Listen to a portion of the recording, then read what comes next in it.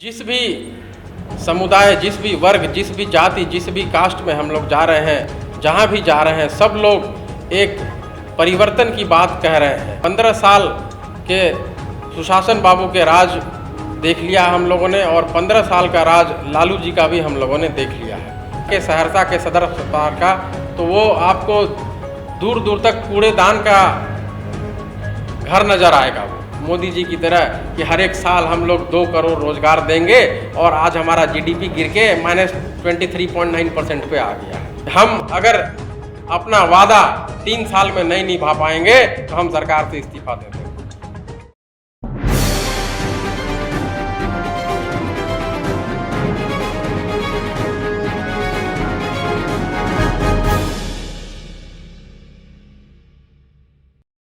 नमस्कार, मैं जय कुमार झा आप सभी दर्शकों का सत्यम न्यूज में स्वागत करता हूं। आज हमारे स्टूडियो में मेहमान हैं जन अधिकार पार्टी के राष्ट्रीय कोषाध्यक्ष श्री रंजन प्रियदर्शी जी। यह पूर्व सांसद पप्पू यादव जी के सहयोगी भी हैं और सहरसा विधानसभा क्षेत्र से भावी उम्मीदवार भी हैं। तो आइए जानते हैं कि इनके आगामी चुनाव की तैयारियों के बारे में और सहरसा विधानसभा क्षेत्र के बारे में। सर, आपका हमारे स्टूडियो में बहुत बहुत स्वागत है। नमस्कार सर, कैसी चल रही है आपकी चुनावी तैयारियाँ? कि हमारी चुनावी तैयारी बहुत अच्छी चल रही है और जब जनसंपर्क हम लोग कर रहे हैं तो जनता के बीच एक मैसेज बहुत लाउड एंड क्लियर है कि वो लोग एक विकल्प चाह रहे हैं और जन अधिकार पार्टी उन लोगों को एक विकल्प देने के रूप में बिल्कुल तैयार है। मैं सहरसा विधानसभा की जनता के बारे में आपको बताना चाहता हूँ कि जिस भी समुदाय, जिस भी वर्ग, जिस भी जाति, जिस भी कास्ट में हम लोग जा रहे हैं, जहाँ भी जा रहे हैं, सब लोग एक परिवर्तन की बात कह रहे हैं कि 15 साल के सुशासन बाबू के राज देख लिया हम लोगों ने और 15 साल का राज लालू जी का भी हम लोगों ने देख लिया है। अब जनता दोनों के राज से त्रस्त हो चुकी है। बुनियादी मूलभूत सुविधाएं जो मुहैया होनी चाहिए थी वो उपलब्ध नहीं है। सड़क, इतने बड़े बड़े गड्ढे हैं हमारे सहरसा के मेन रोड जो है उसमें इतने बड़े बड़े गड्ढे हैं कि उसको आज तक किसी भी जनप्रतिनिधि ने भरने का प्रयास नहीं कर पाया। उसके अलावा रोजगार बहुत ही बड़ा मुद्दा है। रोजगार, बेरोजगारी हमारे यहाँ इस कदर है कि युवा भटक रहे हैं और उन्हें किसी भी तरह का किसी भी सहयोग नहीं मिल पा रहा है। और तीसरी समस्या हमारे यहाँ है स्वास्थ्य और चौथी शिक्षा। स्वास्थ्य व्यवस्था बिल्कुल लचर हो गई है। सदर अस्पताल का आप हाल देखिए जाके, सहरसा के सदर अस्पताल का, तो वो आपको दूर दूर तक कूड़ेदान का घर नजर आएगा। वहाँ जो लोग इलाज कराने जाएंगे वो खुद पहले ही बीमार हो जाएंगे तो वो इलाज क्या करवाएंगे वहाँ पे। तो मैं आपको बताना चाहता हूँ कि जो मूलभूत सुविधाएं हैं, अगर हमारी सरकार आती है तो हम लोग सबसे पहले इन मूलभूत सुविधाओं को जनता तक पहुँचाने का काम करेंगे। हमारे माननीय राष्ट्रीय अध्यक्ष पप्पू यादव जी ने ठान रखा है, उनकी नीति और नीयत बिल्कुल साफ है। वो लोगों तक, जन जन तक काम कर रहे हैं। इतने दिनों तक लोगों ने, पिछले कई दशकों से उनको लोगों ने देखा है काम करते हुए। अभी पटना का बाढ़ हो या मुजफ्फरपुर का चिमकी बुखार हो या कोरोना के समय में जब लोग प्रवासी मजदूर दिल्ली में सड़कों पे घूम घूम रहे थे, उनको कोई सुध लेने वाला नहीं था। हमारे राष्ट्रीय अध्यक्ष ने हर एक के को जाकर खुद से उनकी व्यवस्था करवाई, सबको पैसा मुहैया करवाया। कोटा से छात्र के आने की बात हो या प्रवासी मजदूरों की, हमारे नेता ने सब जगह काम किया है और जनता देख रही है। जनता से कुछ भी छुपा हुआ नहीं है। आज के डेट में जनता ने मन बना लिया है कि भाई अब सत्ताधारी नहीं चलने वाला है, सेवादारी चलेगा, सिर्फ सेवादारी चलेगा। तो पिछले कई दशकों से हमारे नेता ने काम किया है और आगे भी काम करेंगे। हम लोग अगर सत्ता में आते हैं तो हम लोग जो भी काम कर रहे हैं उससे बढ़ चढ़ के और जो भी समस्या है जनता को लेके वो अपने क्षेत्र में जा रहे हैं और अपनी बात रख रहे हैं उनके पास, हम लोग उनका काम करेंगे। सर, आपका जिन दलों से लड़ाई है वो दल जो है उस आर्थिक रूप से सक्षम भी है और उनकी जो संगठन है वो काफ़ी मजबूत भी है, लेकिन आपकी जो संगठन अभी तक ठीक से तैयार भी नहीं हुए। ऐसे में आप कैसे मुकाबला करेंगे? देखिए, ये बातें अगर आप कह रहे हैं तो मैं इसमें बिल्कुल सच्चाई नहीं मानता हूँ। मैं इसलिए कि पप्पू यादव जी का संगठन, युवा शक्ति के नाम से आज से नहीं कई दशकों से चल रहा है। तो हमारा संगठन पहले से मजबूत है, ये बेमानी है बोलना कि हमारा संगठन नहीं है। हमारी पार्टी 5.5 साल पहले बनी है, लेकिन हमारा युवा शक्ति जो संगठन है वो दशकों से चल रहा है और साथ ही हमारे पूरे बिहार में कार्यकर्ता संगठन इतना मजबूत हो रखा है कि जिसका कोई वर्णन नहीं है।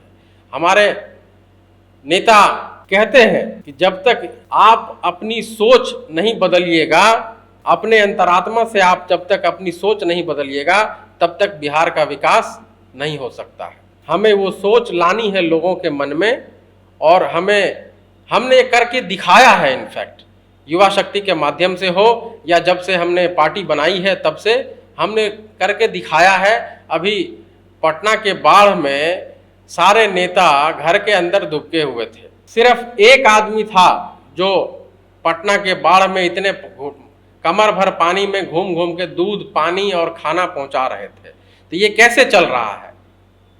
बिना संगठन के कैसे चल रहा है? आप खुद ही बताइए कि अगर हमारा संगठन कमजोर होता तो इतना काम कैसे कर सकते हैं हम लोग। मुजफ्फरपुर का चिमकी बुखार अगर याद होगा आपको, तो हमने काम किया है। जनता देख रही है, जनता ने देखा है। और जहां तक रही आपकी बात आर्थिक रूप से कमजोर, हाँ मैं मानता हूं इस चीज को कि आर्थिक रूप से हम कमजोर हैं, इसलिए कि हमने सत्ता भोगियों की तरह काम नहीं किया है। हमारे नेता जब भी सांसद रहे तो उनका दिल्ली का आवास जनता के लिए 24 घंटे खुला रहता था। तो हमने पैसे कमाने के लिए नहीं कोई पद लिया या सांसद बने। हमारे नेता को जो आवास मिला, उन्होंने सेवा आश्रम का नाम दे दिया और वहाँ पे जो भी गरीब गुरबा जिसको जरूरत होती थी महसूस, सारे लोग आते थे। वहाँ पे स्टाफ रखे हुए थे हमने, और सिर्फ उनका यही काम होता था कि किसी भी समस्या को लेके आए। और खासकर लोग बिहार के दूर दराज इलाकों से आते थे जो मेडिकल सुविधा से वंचित है। बिहार हमारा स्वास्थ्य के सुविधा में बहुत ही कमजोर है, तो सबको वहाँ पे रेफर कर दिया जाता है, आप दिल्ली जाएं। तो दिल्ली में जाने के लिए रेफर तो कर दिया गया, लेकिन उनको न रहने के लिए घर है, न 2 टाइम का भोजन मिल सकता है। उनको बड़े अस्पतालों में कौन एडमिशन देगा? लंबी लंबी लाइनें लगी हुई हैं, 2-2, 4-4, 6-6 महीने बाद लाइन आता था। तो हमारे नेता ने ये करके दिखाया कि जिस भी क्षेत्र से गरीब मजलूम लोग जो भी आते थे, उनके लिए उन लोगों ने काम किया है। हमारे नेता ने काम किया है और सब लोगों को उन्होंने ये सुविधा उपलब्ध कराया था जब तक हमारा आवास था। अब चूंकि वो आवास छीन चुका है, तो इसलिए अभी पटना कार्यालय से वो काम हो रहा है। और आज भी हमारे नेता लोगों को मदद कर रहे हैं, भरपूर सहयोग कर रहे हैं।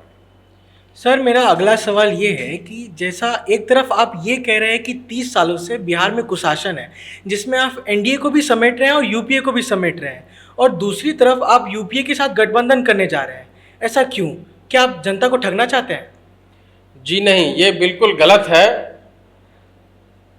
हम किसी से गठबंधन अभी नहीं करने जा रहे हैं। हाँ, एक 5 सदस्यीय टीम अवश्य गठित की गई है गठबंधन के लिए।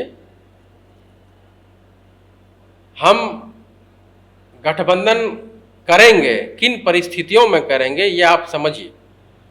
हमारे नेता ने पहले भी कहा है कि कांग्रेस राष्ट्रीय पार्टी है, वो आए, लीड करे, और जितने भी सहयोगी दल छोटे छोटे हैं या जिन भी बड़े दलों को भी अगर लगता है कि हम लोग बिहार के विकास के लिए, बिहार की बात के लिए, बिहार की तरक्की के लिए काम करना चाहते हैं, तो वो आए साथ में। हमें उनसे कोई परहेज नहीं है।